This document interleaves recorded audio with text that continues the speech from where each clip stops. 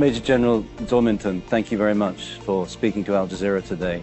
I'd like to start by asking you about the pilot repatriation project for the Rohingya refugees. Could you give me some more details about the project and when it'll start? Regarding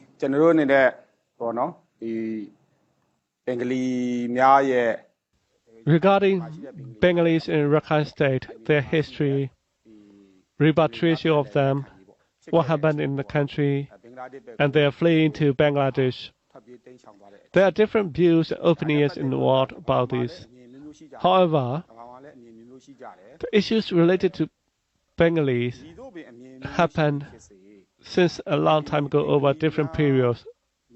These problems are not new. These problems happened since we were under British as a colony. However, they came to Myanmar in a large number to grow paddy rice when Myanmar was under British. At the time, both Myanmar and India were colonial countries. Regardless of the controversy, we see them as human beings. Regardless of their origin or history, there are 1 million people living just across the border from Myanmar in Bangladesh in terrible conditions. Their homes are here. They're desperate to come back. Do you welcome them back?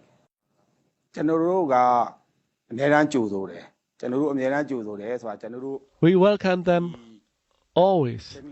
Since the problem with Bengali happened under the last two governments, we always tried to accept them, welcome them. There were agreements between Myanmar and Bangladesh, kind of memorandums. There were two agreements. We tried again and again to follow the agreements and welcome them. We built reception centers with the help of China and Asian countries and other countries. It has been almost a decade that we built these reception centers. We invited international diplomats and showed them around. If we are not willing to accept them, we don't need to do these things. Can you guarantee their safety? We guarantee their safety. We have done necessary measures for their safety. Initially, we expect to receive a number between 1,000 and 1,500 of them to come back to Myanmar. They will stay maximum 2 weeks in the reception centers. Then they can go back to their villages. We have done security measures in those areas for almost a decade. Many of these people fled murder, arson, their villages were burned, rape in many cases, at the hands of your own soldiers. That was 6 years ago. What's changed now? You're in power. Can you be absolutely sure that won't happen again? Well, I think this question is one-sided because these events occurred for no reasons. What I want to say is, we explain about this not only because of our policy and news. I personally have served in Budidam Mountain region for 3 times. So in total, I served in Budidam Mountain region for almost a decade. I have a lot of Bengali friends. So what I'm saying now is not only based on news and policy. I'm telling you on my own experience.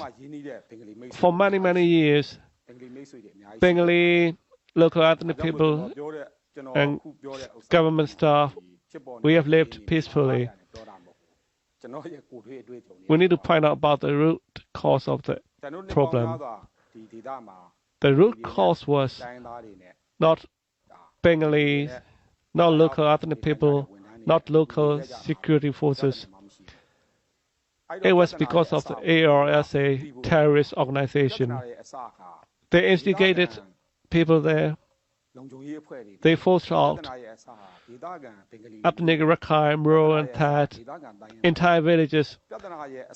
The world knew that, or maybe some they didn't know it. Then killings between communities happened. Of course, there have been killings between communities.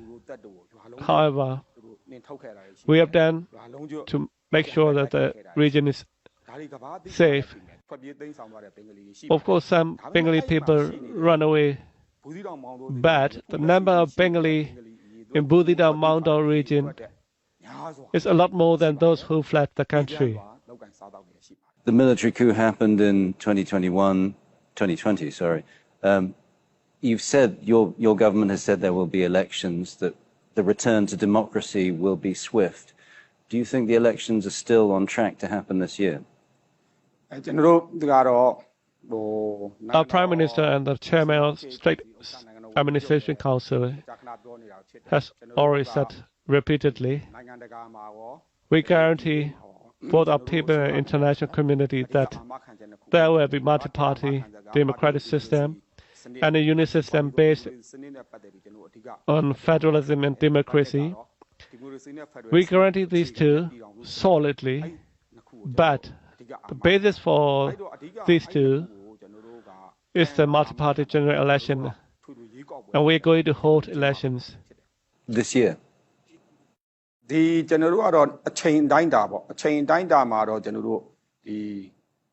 Well, it's hard to say the time frame for this. To hold general elections, we expect to hold it across the whole country. It must be free and fair, but to be free and fair, both voters and candidates must be free from any sort of pressure and threats. As everyone knows what's going on in Myanmar now, after a democratic transition in 2010, there have been elections in Myanmar. There are more than 300 townships in the country. In the 2010 election, all these townships, we held elections. And then, in the next two elections, we were not able to hold elections in all these towns. First of all, we want to hold elections in all these 330 townships. We expect to hold elections in at least 328 towns. But when we do security analysis, 198 townships are really peaceful and safe. 67 townships, we have to be a bit careful with security. And there are also other towns that we need to be a bit more careful about security. So to hold elections all over the country and to make sure it's free and fair, there are challenges. But, some people question about it, and they said, so if you can hold elections in 198 regions where they are safe, you can do elections there. So that is about over 16% of the country. Or like you can hold elections where you can do. But our election system is unique. Members of parliament elected in the elections have to call parliaments in states and regions level and at the union level. President will be elected. The president will be elected through 3 different groups, and chief ministers for states and regions, president will appoint them. We are talking about 330 townships across the country. For example, in KR State and Chin State, when you look at these regions, there must be conditions that they can call parliaments in line with the people's desire. We have to look at the regional and state governments, so there are some difficulties. I wanted to ask about Aung San Suu Kyi. the former First Minister. She won every one of those elections that she was able to stand in overwhelmingly. She's now in jail probably for the rest of her life. Is there any opportunity after elections for her to be released, to be pardoned?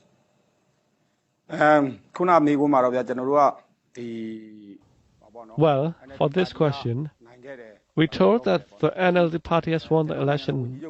Our Prime Minister and the Chairman of State Administration Council have also said that, the NLD party has won the election. Also, our Prime Minister has said that the NLD party would win the election since before the election and also after the election. But what happened was voting fraud with the voter registration. Basically, we invited diplomats and press. They explained with all the information and facts and figures. What we understood is they were really eager to win the election. They did these things. As I've said before, MPs were at the government guest house in Naypyidaw. We went to see them. Among the MPs, they were not honest with the election process. The military can take over power. We know that we didn't do it. We told them to face justice. So some of them went home, and they remain peaceful, but some chose armed insurgency. Okay, regarding Daw San Suu Kyi, she was charged with corruption and criminal officers. I think there's only one maybe we can say about politics. That is, she used improper influence on the election. She and her President U Win Myint used improper influence on the election commission. She was put on trial for criminal officers and corruption. Regarding her freedom, we can't say for sure now. It's difficult to talk about politics. Political situation, international situation. Anything could be possible. We're coming up to Armed Forces Day, a day when the armed forces in Myanmar are celebrated. We're going to see an awesome display of armor, artillery, air power. But there are accusations at the moment that Myanmar's army is directing these forces and all of their might against its own people. Reports of massacres in Kaya State, Kayin, Sagang. When you hear these accusations, how do you answer them? For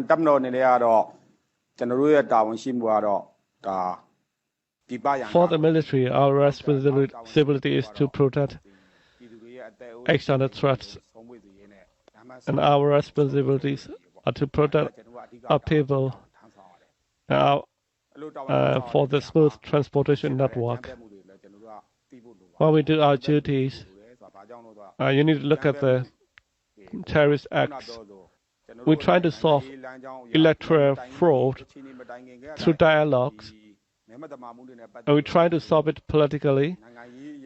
We had time for a few months between November and February.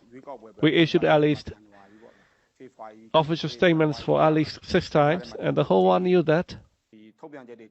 But they chose insurrection and insurgency. What really happened in Myanmar was, until now, our military, police forces, or other government staff, not really them, according to police records, so far there are 4,003 people who were killed allegedly as spies. They also are people. Even the PDF terrorists or NUG and CRPH terrorists, they also are own people. No foreigners will come and die for them for us. Only our people die. Since President U Thein Sein wants power, our position has been that even ethnic armed groups, we see them as our own people, our own nationals. No foreigners will come and die for them. I'm not saying this on like discriminating between nations. We have to do any necessary measures because ongoing battles and attacks. PDF claimed that they won fight when they won, but when they lost the fight, they would say, "Oh, military killed the people." It happened not now, since a long time ago. It's also the same in the international community, in other parts of the world, like in the Middle East. We don't want these things happen.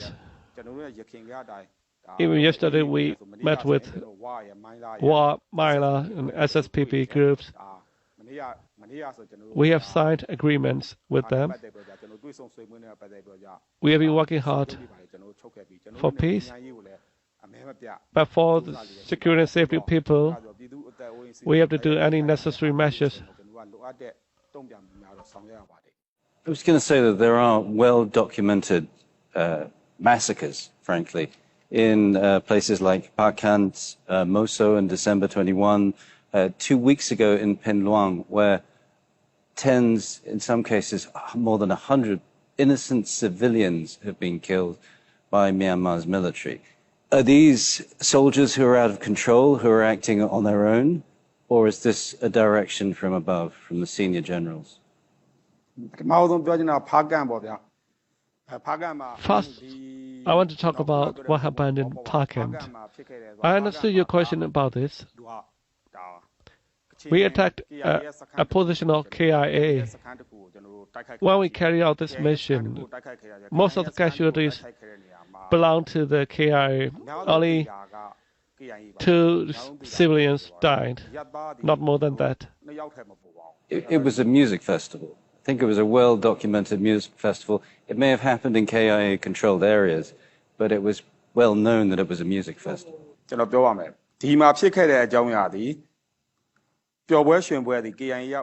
Okay, let me tell you this. This festival was organized by the KIA, and only KIA and their associates were there. Can we consider them as civilians? For example, in Middle East, there was Bin Laden's group. Can we separate member of Bin Laden's group and their supporters? What happened in Kachin State was organized at the KIA camp. Most casualties were from the KIA battalion number 6. Some people said, like singers died there. Actually, later that singer had to explain that he was still alive. What happened there was the region, the place.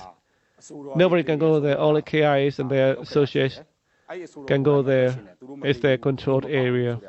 Also, what happened in Tantlan, in Chin State? Tantlan is a beautiful place. The town is a bit far from where the military is.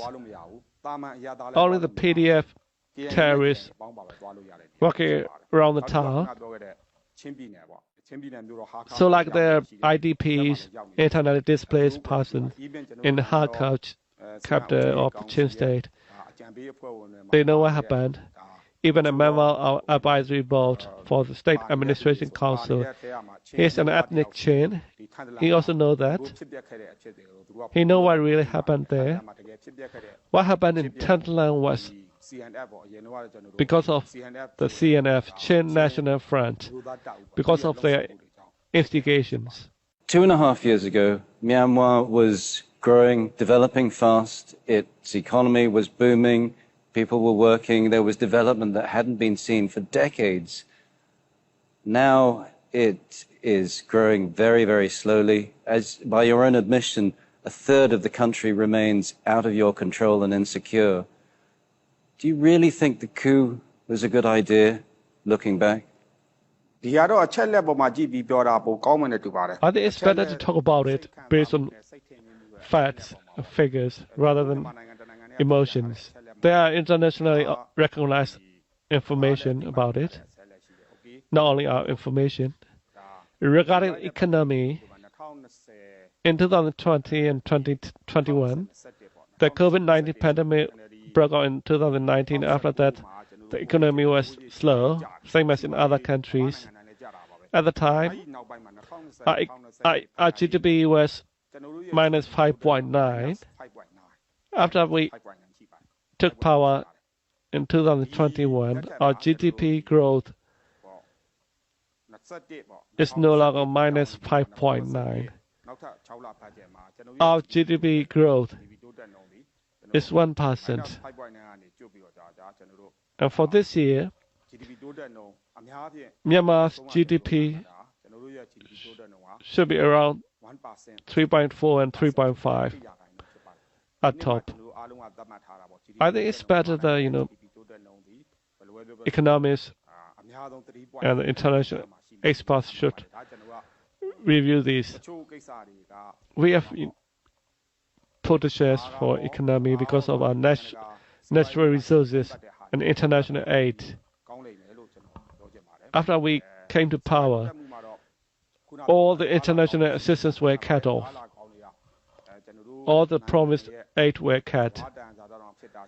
Only some ongoing projects remained. However, we carry on. Of course, there are multiple problems in this area. We had to take power because of voting fraud. But when it comes to the democracy or multi-party democratic system, we believe we were able to resolve the issue that emerged from voting fraud.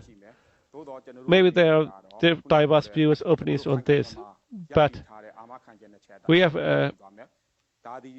stand on our position that we guarantee multi-party system, democratic system, and a union system based on democracy and federalism. That's why we've been meeting with EAOs and M groups, and we are working hard to build foundations for that. Major General Zorminton, thank you very much for speaking to us.